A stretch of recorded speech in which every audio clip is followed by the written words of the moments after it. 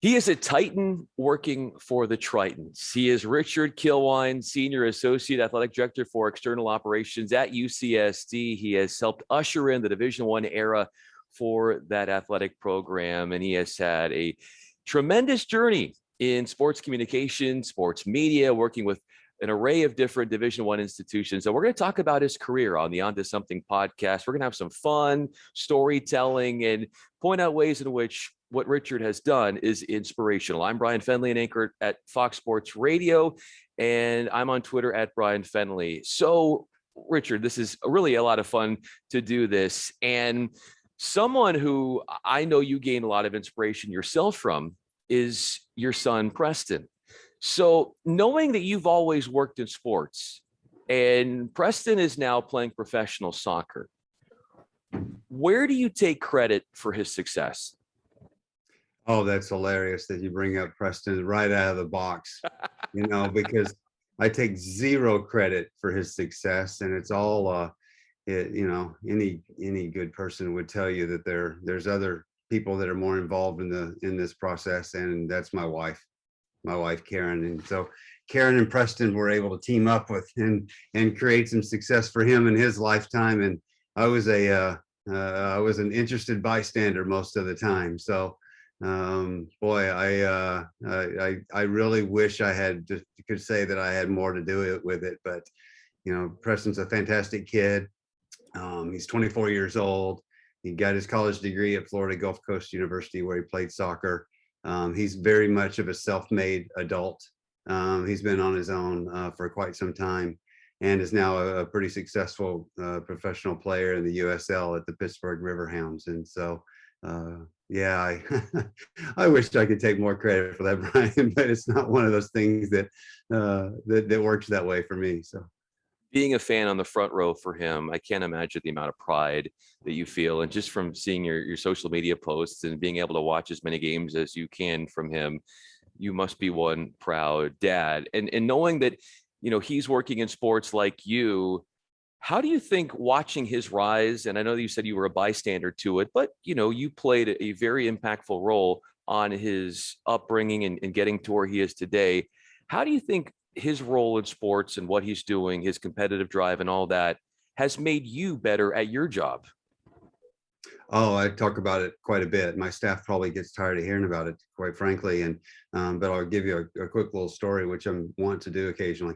At the Sports Information Convention a couple of years ago, I was on a panel discussion. I can't remember the topic exactly. I think it was about content production and communications professionals and who our audiences are and who we're trying to reach and what that means. And I relayed the story that for those communications people who kind of get tired of what they do every day, maybe it gets monotonous, not to forget that there's a mom and dad or a grandma and grandpa or somebody interested on the other end of that computer, for if something breaks or somebody's tired of doing something or whatever. There's always someone who's interested. That's someone's child, and so it really puts it in perspective to me in my career that I know now what it means for the school where your son or daughter signs a national letter of intent. I know how much pride you feel when they post it on their website. I know how much it means when I can follow his career and have been able to do so, watching live stats on a official athletic website or following the games on ESPN Plus, or somebody tweeting scores and tweeting what's going on. That's our lifeline. So as a parent, I know how it means to us. And as a professional, I know that I can never let my guard down because I know somebody at home is always watching, and that means a lot to them. And so, it's made me a better professional, and it gives me a better perspective on some things. How do you want the perspective of the student athletes that you're a part of in their program, whether it's here at UCSD or other institutions you've been a part of, so many, including St. Mary's in Washington and Santa Clara, we could go on. But when a student athlete knows that you're there, what sort of reputation do you want to have, and the way in which you want them to perceive you and view you? Mm-hmm. It's interesting because every institution is a little bit different, right? I mean, I've been lucky enough to be a part of 8 different institutions over 30 something years. And, public, private, urban, rural, Division 1A big time football, Division 1 AAA with no football. So I've been sort of all over the place, and the relationships with student athletes can be different based on your role with them, right? Nowadays, the public perception is a little bit more about like, oh, these, these entitled athletes, and they just want to use you for what you can get out of them. But that's not necessarily true. You can have meaningful relationships and feel really good about what you're doing and fulfilled kind of through those relationships and those conversations and getting to know, the athletes themselves, and the last few jobs I've had, really, as I get older, I think I value those relationships a little bit more. I was probably a little bit further away in age, in experience, but I think I feel like I know them more as sons and daughters than I did before. And they were, athletes that I had a different relationship or different role with. The job I had before UC San Diego was at, Texas Arlington, and the one before that was at St. Mary's College. And in both of those cases, I can tell you that I walked away, and that was the biggest challenge for leaving the institution, was the relationship with the student athletes. And social media has changed that a lot, because now I'm able to keep up with the athletes on a more intimate level that I became close to during those times. And boy, it's fun to watch them grow up, get married, have kids, develop their careers, all the things that people do after college. And knowing that I had just a little bit of an impact on their lives, pretty cool. It's pretty worth it. At the end of the day, that's really, really what it's about for me. Richard Kilwien is with us, Senior Associate Athletic Director for External Operations at UCSD. I'm Bryan Fenley, a national anchor at Fox Sports Radio. So you point out how meaningful these relationships are for you, and being able to see student athletes that you once were helping along the way thrive, and being able to stay in touch with them and watching them grow. How much of your sense of self is tied to your job because of that and seeing all this? Mm-hmm. There's a lot of discussion about that these days, especially because of the pandemic. Purpose, what do you enjoy? What is it all about in your life? I think people are finding a work-life balance isn't just a topic in a book these days. It's a true, a testament of what people are about, what they love. Mental health issues are significant, not just in the ones you read about, but everybody's going through difficult times with the pandemic. So, sense of self is interesting, because I think it really makes you think about what you're doing and why you're doing it. Historically in athletics, everybody reads about the football coaches that are making millions of dollars, but the vast majority of people in our profession are not. A lot of them are driving Uber, delivering food, having second and third jobs just to get by, because it's just the reality of the love that they have for the profession that they've entered. And so, when you talk about, professional growth and sense of self and who you are, it really has evolved. It's something that evolves over time. But, this last few years have made it very challenging to continue to maintain sort of that sense of purpose that you originally started out with. And I think that, just making sure that you're doing things for the right reason and taking care of yourself first. That's vastly important, especially in these days when, it's a lot easier to give of yourself and then realize that when you look up a few years later and you're like, wow, I haven't really taken time for self-care, and it's making things a little difficult. Considering the pandemic, as you were talking about, considering how you are ushering UCSD to the Big West and all the new Division I advantages that provides, what do you think has been your finest moment so far at UCSD? At UC San Diego, there's no question that the excitement and the enthusiasm about Division I athletics has been something to watch and to be very excited about. The campus, the vibe is different about athletics, the attention to athletics, just the feel that you have support, has been something that I think is really cool to be a part of. We've done a few things that I think are just tremendous in preparation for this Division I transition. And if I had a couple of things to point to personally, I think the fact that we've developed a state-of-the-art broadcast production facility and structure is probably got to be right up there. Part of the reason I took this job was really because of the transition. Not sure UC San Diego would have been on my radar before that, because I'd been a Division I person throughout my entire career. But looking at, you know, the institutional profile, the opportunity ahead, the commitment to success, and not just athletic success, but overall success, broad-based success, you know, academic, athletic, developing the whole person, those types of things. But also having the ability to start a program from scratch, like this broadcast production program. We've hired the right people. Stephen Kalista is our assistant athletic director for video production and does a fantastic job. We've invested in the right places. We can now produce 3 television productions, 2 of ESPN quality concurrently, because of the system that we put together. And I think we're the gold standard amongst schools our size, I'd say, in the country, but particularly without a doubt on the West Coast. And honestly, we've had enough feedback to hear that, you know, there's a lot of SEC and ACC programs, Big 12, Pac-12, that have very similar, if not the lesser programs that we do in video production. So, you know, to answer the question bluntly, that's been something that's incredibly fulfilling. But probably more so, we've got an external staff that's 20 some odd people that all pulling, you know, the boat's rowing in the same direction, and they're fun to be around. And you know, we've got some things going in the right direction. So I'm not taking credit for anything, but I can tell you it's a heck of a lot of fun to be a part of.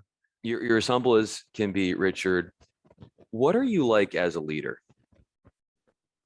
Well, boy, I tell you what, leadership takes on a lot of different forms, and I think we all know that. There's the situations that require a very direct, very micromanaging, very, you know, intentional approach, right? And there's others that don't. I think this is a situation to where I've got a motivated staff that all understands the direction that we're going. We've got an athletic director in Earl Edwards that makes that very clear pretty consistently about what our expectations are, not only from an output standpoint, but from a, you know, an ethical and you know, doing things the right way standpoint.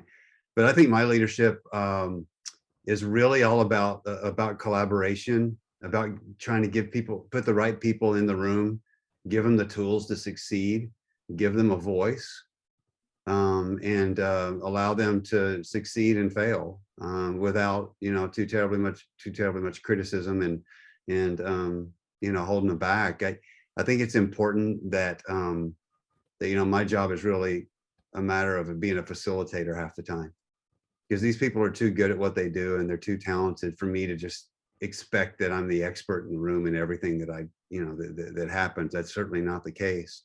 I have times when I need to, you know, be a little bit more forceful than others about a direction or something like that. But I really think that our mantra is really to have fun in everything that we do.